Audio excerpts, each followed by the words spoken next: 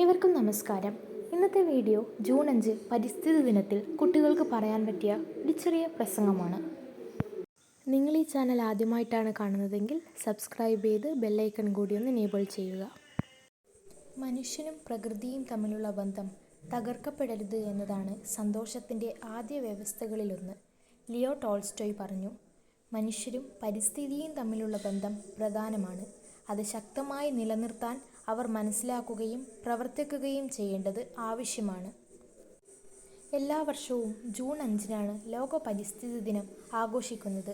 പരിസ്ഥിതി സംരക്ഷണത്തിനായി ബോധവൽക്കരണം നടത്താനും നടപടികൾ കൈക്കൊള്ളാനുമാണ് ഇത് ആഘോഷിക്കുന്നത്. ഇത് 1972 UN അസംബ്ലി ആരംഭിച്ചു. അതിനുശേഷം ഒരുപാട് മുന്നോട്ട് പോയി. പരിസ്ഥിതിയെ സംരക്ഷിക്കണമെന്ന ആശങ്ക അന്ന് തുടങ്ങിയതല്ല. പ്രകൃതിയെ സംരക്ഷിക്കുന്നതിനെക്കുറിച്ച് അവബോധം സൃഷ്ടിച്ചുകൊണ്ട് എല്ലാവരുടെയും ജീവിതം മികച്ചതാക്കുന്നതിന് സ്വന്തമായി സാധ്യമായതെല്ലാം ചെയ്യാൻ ആളുകൾ മുൻകൈയെടുക്കുന്നു. മാർഗരറ്റ് മീഡ് പറഞ്ഞു, ചിന്തയുള്ള പ്രതിബദ്ധതയുള്ള ഒരു ചെറിയ കൂട്ടം പൗരന്മാർക്ക് ലോകത്തെ മാറ്റാൻ കഴിയുമെന്നതിൽ ഒരിക്കലും സംശയിക്കേണ്ട. തീർച്ചയായും അതുമാത്രമാണ് ഇതുവരെയുള്ളത്. ഇന്ന് നാം എല്ലാവരും ഇവിടെ ചെയ്യേണ്ടത് അതാണ്. ജോൺ റസ്കിൻ പറയുന്നതനുസരിച്ച് പ്രകൃതി ഓരോ ദിവസവും സൗന്ദര്യത്തിൻ്റെ അനന്തമായ ചിത്രങ്ങൾ നമുക്ക് വേണ്ടി വരച്ചുകൊണ്ടിരിക്കുന്നു.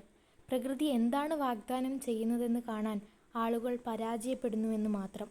ഇക്കാരണത്താൽ ലോക പരിസ്ഥിതി ദിനം പോലെയുള്ള അവസരങ്ങൾ നമുക്ക് നഷ്ടപ്പെടുന്നത് എന്താണെന്ന് ഓർമ്മിപ്പിക്കുന്നു. ഒരു തൈ നടുക, പ്ലക്കാർഡുകൾ പിടിക്കുക, മുദ്രാവാക്യം വിളിക്കുക, റാലി നടത്തുക, ഇതെല്ലാം തീർച്ചയായും ചിലതാണ്, പക്ഷേ എല്ലാമല്ല. നമ്മൾ ഏത് തരത്തിലുള്ള പരിസ്ഥിതിയുടെ ഭാഗമാണ് എന്നതിനെക്കുറിച്ച് കൂടുതൽ ബോധവാന്മാരായിരിക്കണം. കൂടാതെ അത് സുസ്ഥിരമാക്കാൻ ശ്രമിക്കണം. അതിനായി ഇതെല്ലാം ഒരു ദിവസം മാത്രം ചെയ്താൽ പോരാ, അത് നമ്മുടെ ജീവിത ശൈലിയാക്കുക. ചേരൂ, ചില യഥാർത്ഥ മാറ്റങ്ങൾ വരുത്താൻ നമുക്ക് ഒരുമിച്ച് പ്രവർത്തിക്കാം. നന്ദി, നമസ്കാരം.